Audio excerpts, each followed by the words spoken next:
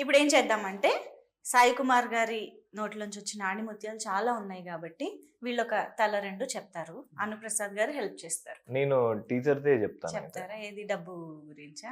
ఆనందం ఆవేశం. సరే చెప్పండి. అడిగిరండి.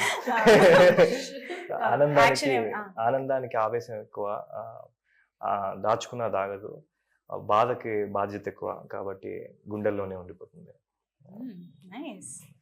మీది అదే ఫేవరెట్ డైలాగ్ అయి ఉండొచ్చు, కానీ ఇప్పుడు మీకు ఇంకో డైలాగ్ చెప్పాలి. చెప్పండి. ఏం చెప్పంటారు? మీరే చెప్పాలి.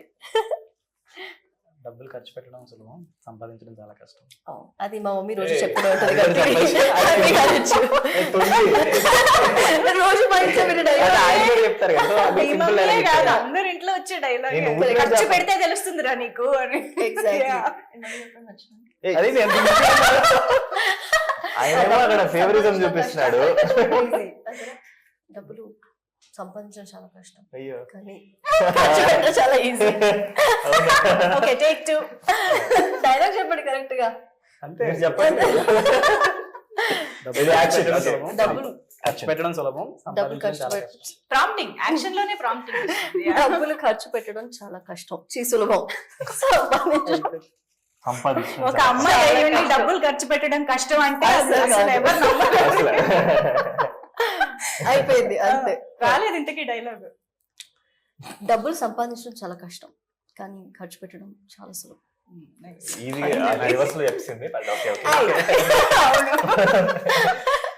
ఇప్పుడు అనుప్రసాద్ గారు చెప్తారు. పెద్దది ఆయన పేజీలు చెప్పేస్తారు.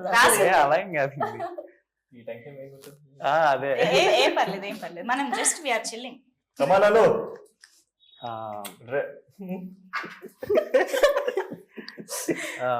జీవితంలో ఎదగడం అంటే సంపాదించడం ఒకటే కాదు, మనతో పాటు ఉండే మనుషులు ఎప్పుడు మనతోనే ఉండడం.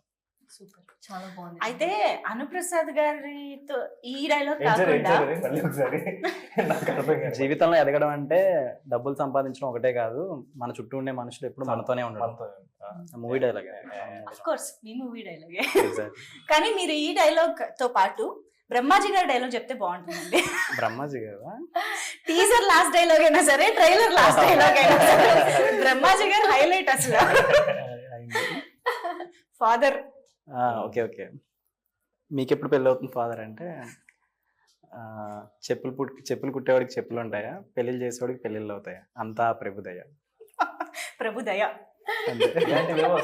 క్రీమ్ బిస్కెట్ లో క్రీమ్ ఉంటది కానీ కుక్క బిస్కెట్ లో కుక్క ఉంటది. కానీ అసలు డైలాగ్స్ లో కాంట్రాస్ట్నెస్ చూసారా ఎంత ఫన్ ఉందో, అంత మీనింగ్ఫుల్ ఎమోషనల్ డైలాగ్స్ రెండు ఉన్నాయి. That is wonderful actually. And I think Madhunandan గారి కామెడీ, బ్రహ్మాజీ గారి comedy, of course Siri characterization, bride పాపం పెళ్లి కూతురు వాళ్ళ నాన్న, ఏం జరుగుతుంది అక్కడ. అది కూడా క్రిస్టియన్ వెడ్డింగ్. అదే braid. So father, EMI father కోసమే కదా అక్కడ చెప్పేది కాదా? ఓకే, అయితే చూడాలి, సినిమాలో చూడాలి అక్కడ ఏం జరుగుతుందని.